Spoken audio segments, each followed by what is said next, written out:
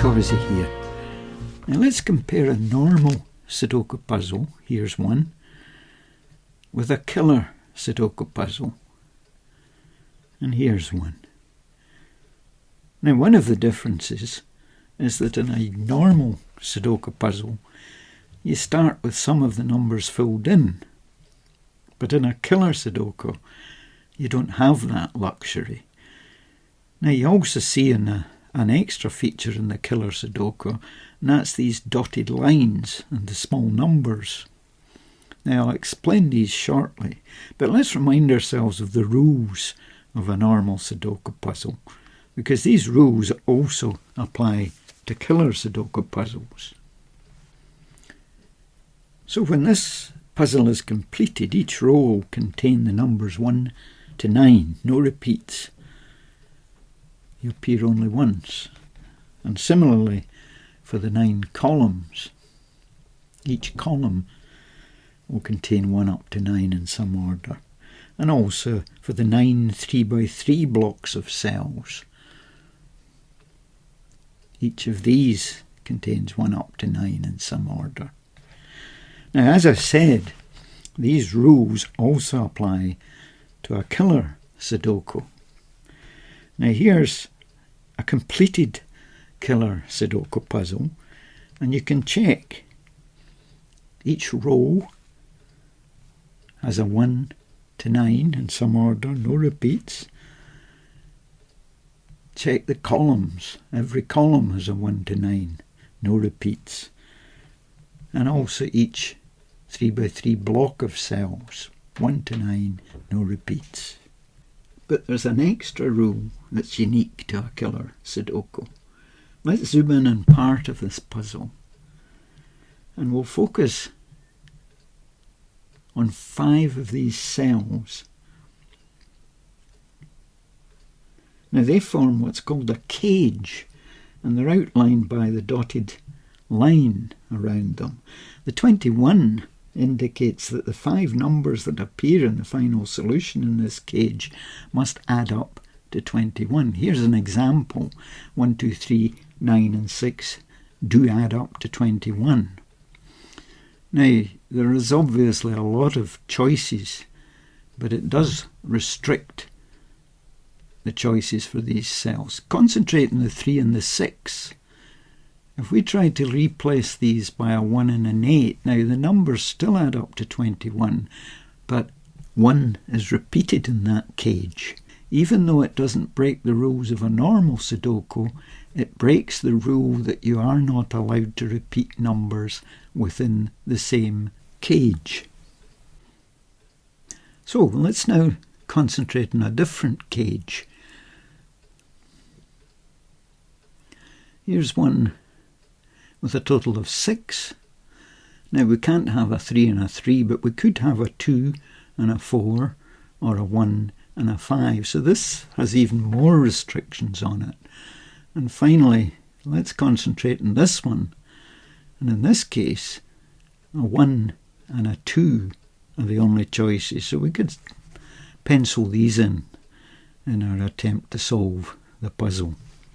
So at this stage, it's worth looking at some of the most restrictive cages and do some arithmetic. For instance, the 2-cell cage with total 3, as we've just seen, has either a 1 or a 2 in each cell. 3 can be written as 1 plus 2. Let's move that total up 1. For a total of 4, in this case, each cell either has to be a 1 or a 3. 4 is 1 plus 3. 2 plus 2 is not allowed. We're not allowed repeats. And moving up to 5, we've got 1 plus 4, 2 plus 3. That's more complicated. So let's work down from the largest total possible in a 2-cell cage. What might that be? The largest total possible. Well, it's 17. And how's that obtained? Well, it's obtained from an 8 and a 9. 17 is 9 plus 8. Now let's move that total down 1. That'll give us 16. And again, there's only one possibility there. It's a 7 and 9. 16 is 9 plus 7. When we get to 15, 7, 8, 6, 9. It's more complicated. So let's look now at 3 cell cages. Smallest total we can possibly get there is a 6. And we get that from a 1, a 2 and a 3. 6 is 1 plus 2 plus 3. Moving that total up 1, how can we get 7? Well, there is only one possibility for a 7, and that's a 1, a 2 and a 4. 7 is 1 plus 2 plus 4. And if we move up to 8, 1, 2, 5, 1, 3, 4, that's more complicated. So let's think about the largest possible total we can get in a 3 cell cage. What might that be?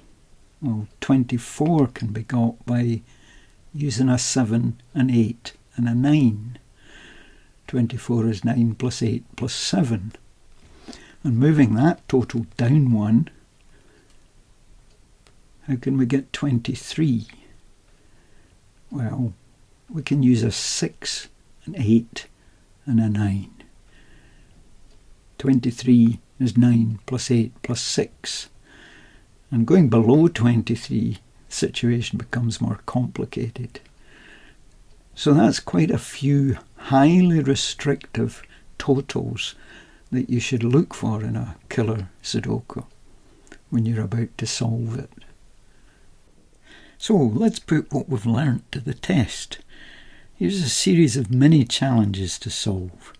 And I'd recommend you stop the video when the stop and solve icon flashes, and I'll then go through the solution for the challenge after you've solved it.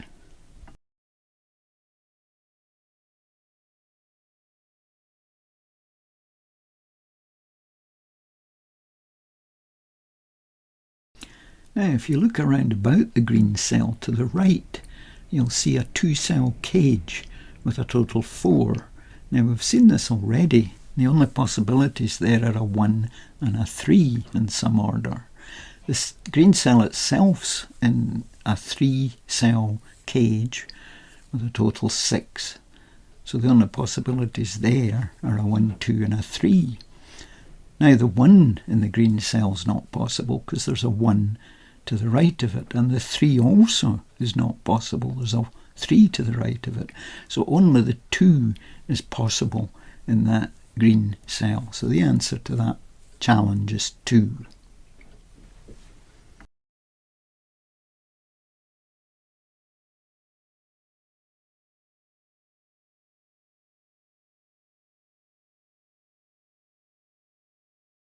So this challenge is very similar to the previous one.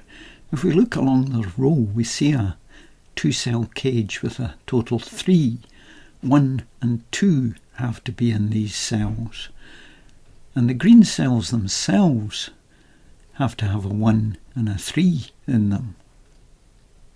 Now, in the top green cell, we can't have that 1 because there is already a 1 in that row.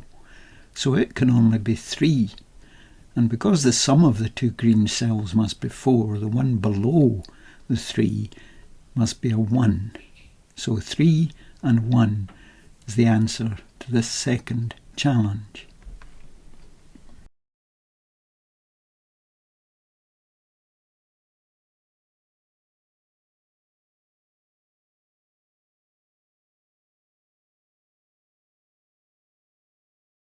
Well, let's fill in the possible numbers in the 2 cages with the 16 and the 17. Up in the 16 cage, we can have a 7 and a 9. And in the 17 cage, we can have an 8 and a 9. Now, if we look at the left hand of the 2 green cells, in that column, we therefore have a 9 up in the 16 cage. So the only possibility there would be the 8. And once we've got that 8, it's obviously a 9 in the right hand cell. So 8 and 9 are the answers to this challenge.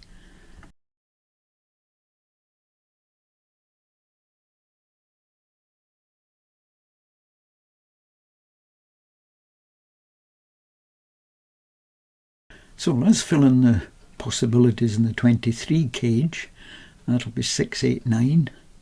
And the possibilities in the 17 cage, that's 8 and 9.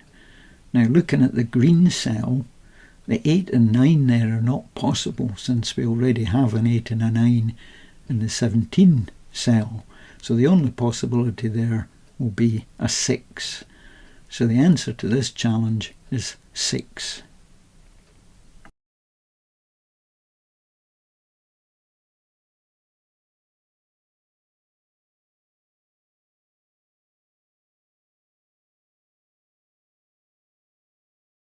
So let's fill in the numbers in the 17 cell, that's an 8 and a 9. And then in the 16 cell, that's a 7 and a 9. Now, it would appear that's all we can do, because there's no clashes in the rows or the columns. However, if you look carefully at the diagram, there are heavy lines which indicate a block. Now, it so happens the 16 is entirely within that block, so that we can't have any other 7s or any other 9s in that block. So that 9 in the 17 cell is not possible. So that cell must contain an 8, and therefore the cell above it contains a 9. So it's 8 and 9 that are the solutions to this 5th challenge.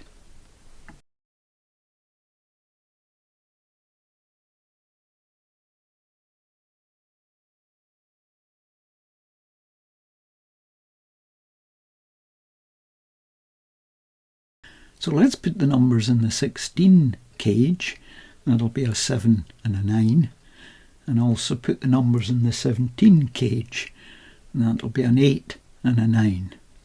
Now the same thinking as in the last challenge, the rows and the columns don't help us, but the block does. And once we've got a 7 and a 9 in that block, we can't repeat a 9. So the top cell in the 17 cage has to be an 8, the lower cell in that cage has to be a 9. So 8 and 9 are the answers to this challenge.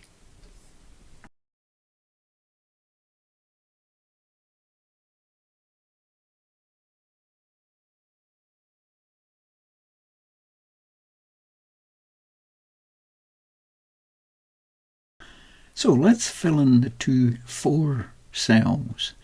There's a 1 and a 3 and a 1 and a 3. Now that means in the lower row we have a 1 and a 3. In the next row up we have a 1 and a 3. So where would the 1 and the 3 be in this third bottom row? Well, it can't be in these left 3 cells, because in this block we've got a 1 and a 3, and it can't be in the right 3 cells because we've got a 1 and a 3 in this block. So it must be in these 3 cells. So think where the 3 would go. It certainly can't go in the 6 cage. That would imply a 3 and a 3. So it has to go in the 12 cell, which means the right hand cell there must be a 9. So 3 and 9 are the solutions to this challenge. A tougher one.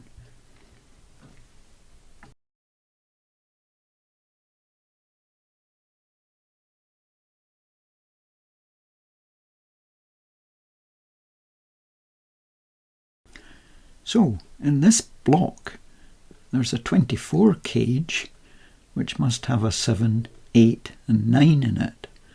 And you can also see a 6 cage, so it must have the 1, 2 and 3 in it.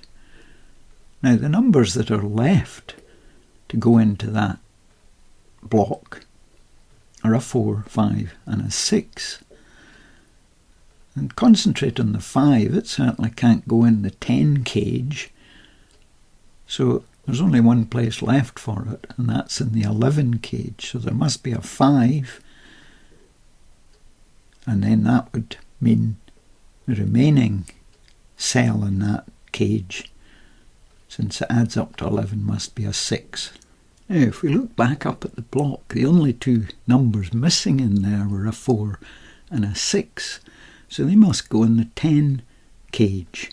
However, there is a 6 in the first column, so on the left cell in that cage we can't have a 6, so that must be the 4, and the right cell in that cage must be the 6. So that's the final challenge completed. So that's Mr. Corzi signing out, and I hope you enjoyed the video.